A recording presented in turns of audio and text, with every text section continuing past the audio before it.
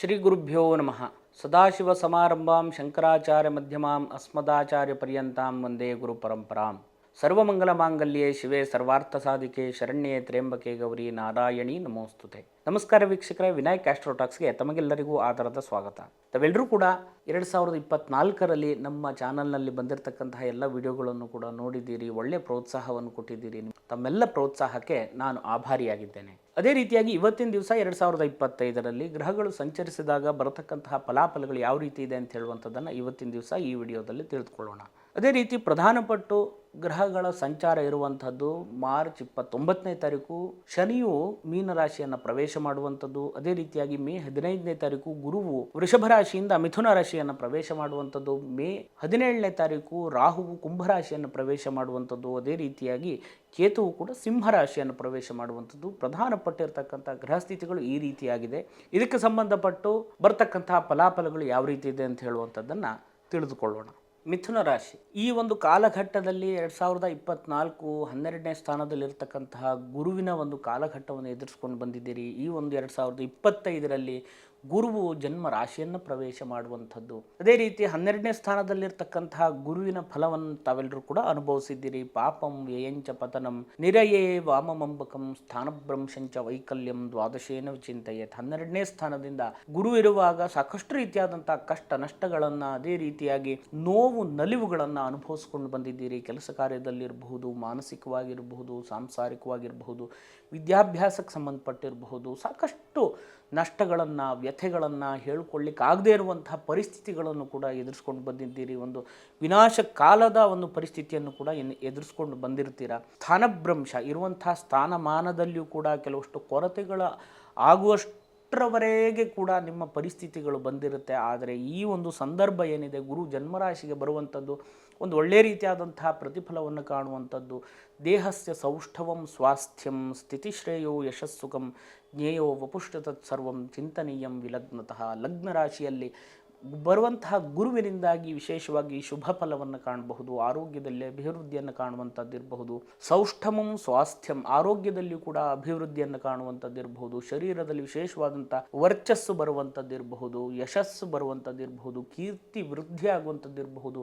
ನಿಮ್ಮ ಮೇಲೆ ಇರತಕ್ಕಂತಹ ಗೌರವವು ಕೂಡ ವೃದ್ಧಿ ಆಗುವಂಥದ್ದಾಗಿರ್ಬೋದು. 12ನೇ ಸ್ಥಾನದಲ್ಲಿರ್ತಕ್ಕಂಥ ಗುರುವಿನ ಕಾಲಘಟ್ಟದಲ್ಲಿ ಕಳ್ಕೊಂಡಂತಹ ಮರ್ಯಾದೆಯೂ ಕೂಡ ಈ ಒಂದು ಸಂದರ್ಭದಲ್ಲಿ ಇಮ್ಮಡಿಯಾಗಿ 2 ಪಟ್ಟರಷ್ಟು ನಿಮಗೆ ಗೌರವವು ಕೂಡ ಸಿಗುವಂಥ ಎಲ್ಲ ಯೋಗವೂ ಕೂಡ ಈ ಒಂದು ಕಾಲಘಟ್ಟದಲ್ಲಿರುತ್ತೆ. ಕುಟುಂಬದಲ್ಲಿಯೂ ಕೂಡ ಸುಖ ಶಾಂತಿ ನೆಮ್ಮದಿಯೂ ಕೂಡ ವೃದ್ಧಿ ಆಗುವಂಥದ್ದಾಗಿರಬಹುದು. ಅಥವಾ ಕೆಲಸ ಕಾರ್ಯದಲ್ಲಿ ನೀವು ಅಂದ್ಕೊಂಡಷ್ಟು ಪ್ರಗತಿಯನ್ನು ಸಾಧಿಸದಿದ್ದರೂ ಕೂಡ ಒಂದು ಹಂತದ ಅಭಿವೃದ್ಧಿಯನ್ನು ಈ ಒಂದು ಸಂದರ್ಭದಲ್ಲಿ ಕಾಣ್ತೀರ. ಈ ಪ್ರಯತ್ನದಲ್ಲಿ ಬಂದಿರತಕ್ಕಂಥ ಪ್ರತಿಫಲವೂ ಕೂಡ ನಿಮಗೆ ಸಿಗಲಿಕ್ಕೆ ಸಣ್ಣ ಪ್ರಮಾಣದಲ್ಲಿ ಆರಂಭವಾಗುತ್ತೆ. ಮುಂದಿನ ಒಂದು ದಿವಸದಲ್ಲಿ ವಿಶೇಷವಾಗಿ ಫಲವನ್ನೆಲ್ಲವುದನ್ನು ಕೂಡ ಪಡೆಯುವಂಥ ಯೋಗಗಳು ಕೂಡ ಈ ಸಂದರ್ಭದಲ್ಲಿರುತ್ತೆ. ಮಾತಿಗೆ ಸಂಬಂಧಪಟ್ಟಿರತಕ್ಕಂಥ ವಿಷಯದಲ್ಲಿ ಕೂಡ ಅಭಿವೃದ್ಧಿಯನ್ನು ಕಾಣುವಂಥದ್ದಿರಬಹುದು. ನಿಮ್ಮ ಮಾತಿಗೆ ವಿಶೇಷ ಸ್ಥಾನಮಾನ ಕೀರ್ತಿಗಳು ಕೂಡ ವೃದ್ಧಿ ಆಗುವಂಥದ್ದಾಗಿರಬಹುದು. ವಾಕ್ ಚತುರತೆ ವೃದ್ಧಿ ಆಗುವಂಥದ್ದಿರಬಹುದು.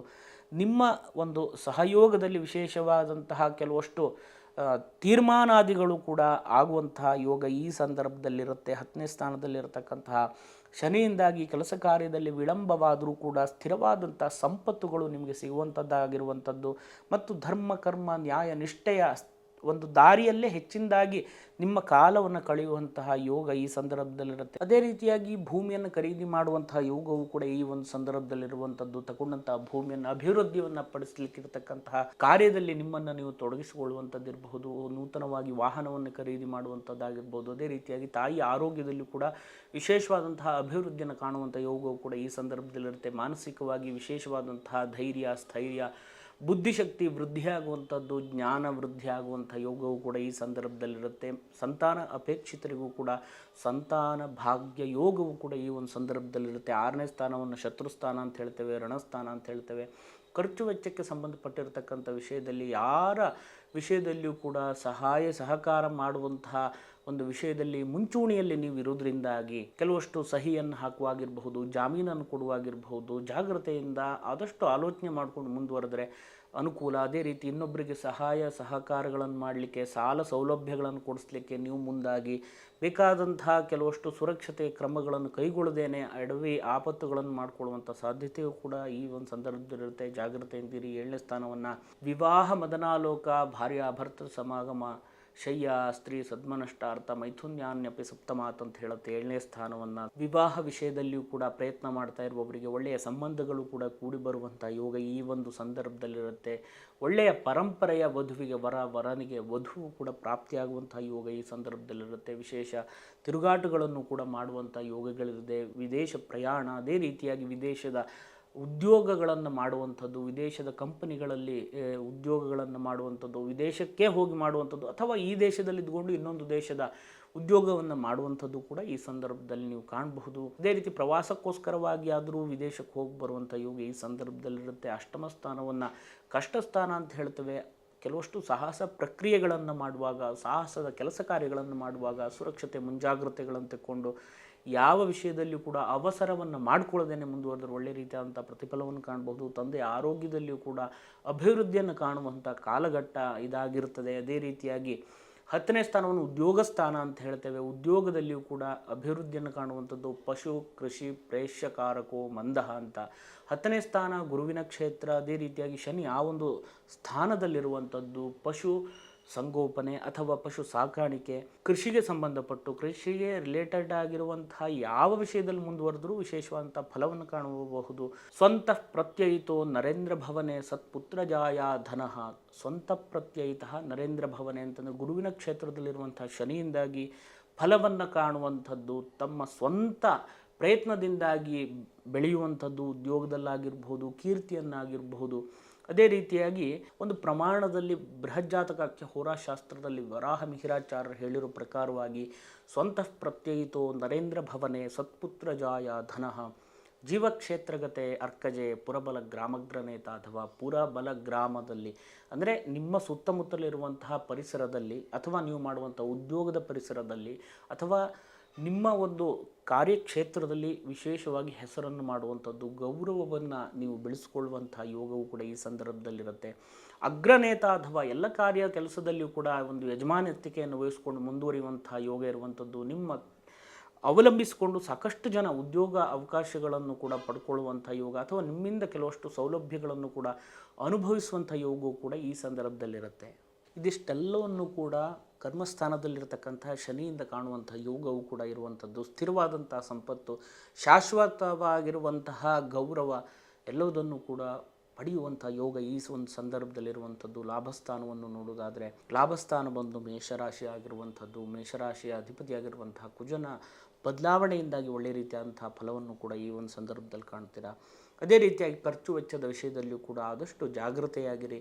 ಅನವಶ್ಯಕವಾಗಿರುವಂಥ ಖರ್ಚುಗಳನ್ನು ಆದಷ್ಟು ದೂರ ಇರಿ. ದುಶ್ಚಟ, ದುರ್ಜನರ ಸಹವಾಸ, ದುರ್ಬುದ್ಧಿ ಮಾಡುವವರಿಂದ ಆದಷ್ಟು ದೂರ ಇರಿ. ಕೆಲವಷ್ಟು ಗೌರವವನ್ನು ನೀವು ಸಂಪಾದನೆಯನ್ನು ಮಾಡಲಿಕ್ಕೆ ಸಾಕಷ್ಟು ಪ್ರಯತ್ನದಿಂದ ಗೌರವವನ್ನು, ಸ್ಥಾನಮಾನವನ್ನೆಲ್ಲವುದನ್ನು ಕೂಡ ಪಡೆದಿರ್ತೀರಿ. ಅದು ನಷ್ಟವಾಗಲಿಕ್ಕೆ ಎಷ್ಟೊತ್ತಿನ ಕೆಲಸವೂ ಅಲ್ಲ, ಒಂದು ಸೆಕೆಂಡಿನ ಕೆಲಸ ಆಗಿರೋದ್ರಿಂದಾಗಿ ಆದಷ್ಟು ಜಾಗ್ರತೆಯಿಂದ ಮುಂದುವರಿರಿ.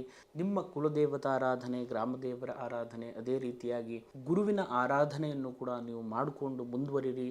ಅನಾವಶ್ಯಕವಾಗಿ ಜಾತಕವನ್ನು ತೋರಿಸುವಂಥದ್ದಾಗಿರ್ಬೋದು, ಆ ಒಂದು ವಿಷಯದಲ್ಲಿ ಪರಿಹಾರಗಳನ್ನು ಮಾಡಿಕೊಳ್ಳಿಕ್ಕೆ ಹೋಗಬೇಡಿ. ಅಗತ್ಯ ಇದೆ ಅಂತಾದರೆ ಸರಿಯಾದಂಥ ದೈವಜ್ಞರಲ್ಲಿ ನಿಮ್ಮ ವೈಯಕ್ತಿಕವಾಗಿರುವಂಥ ಜಾತಕವನ್ನು ಪರಿಶೀಲನೆ ಮಾಡಿಕೊಂಡು ಬೇಕಾದಂಥ ಪರಿಹಾರವನ್ನು ಮಾಡಿಕೊಂಡು ಮುಂದುವರೆದರೆ ಅಧಿಕವಾಗಿರುವಂತಹ ಫಲವನ್ನು ನೀವು ಕಾಣಲಿಕ್ಕೆ ಅನುಕೂಲಗಳಾಗುತ್ತೆ. ಇನ್ನೂ ಹೆಚ್ಚಿನದಾಗಿರ್ತಕ್ಕಂಥ ಫಲಾಫಲಗಳು ನಿಮ್ಗೆ ಸಿಗಲಿ ಅಂತ ಹೇಳುವಂಥ ಪ್ರಾರ್ಥನೆ ಮಾಡ್ತಾ ತಮಗೆಲ್ಲರಿಗೂ ಒಳ್ಳೆಯದಾಗಲಿ.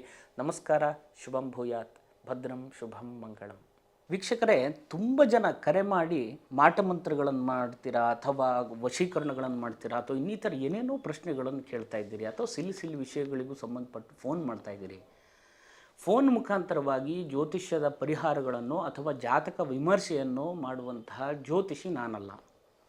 ಆ ಒಂದು ವಿಷಯಕ್ಕೆ ಸಂಬಂಧಪಟ್ಟು ನಿಜವಾಗಿ ಯಾರು ಸಮಸ್ಯೆಯಲ್ಲಿರ್ತೀರಿ ಅಂಥವರು ಕೆಳಗಡೆ ಕಾಣುವಂಥ ನಂಬರ್ಗೆ ಕರೆ ಮಾಡಿ ನಮ್ಮ ಸಿಬ್ಬಂದಿಗಳು ನಿಮಗೆ ಸಮಯವನ್ನು ನಿಗದಿಪಡಿಸ್ತಾರೆ. ಆ ಒಂದು ಸಮಯದಲ್ಲಿ ಬಂದು ಮುಖತವಾಗಿ ನಿಮ್ಮ ಜಾತಕ ವಿಮರ್ಶೆಯನ್ನು ಅಥವಾ ಪರಿಹಾರವನ್ನು ಕಂಡುಕೊಳ್ಳಿ. ಅದನ್ನು ಬಿಟ್ಟು ಸಣ್ಣ ಪುಟ್ಟ ವಿಷಯಗಳಿಗೂ ಸಂಬಂಧಪಟ್ಟು ಪರಿಹಾರಗಳನ್ನು ನೋಡುವಂಥದ್ದು ಅಥವಾ ಆಗಾಗ ಈ ವಿಷಯಕ್ಕೆ ಸಂಬಂಧಪಟ್ಟು ಪರಿಹಾರಗಳನ್ನು ಮಾಡ್ತಾ ಇರುವಂಥದ್ದನ್ನು ಯಾರೂ ಕೂಡ ಮಾಡಬೇಡಿ.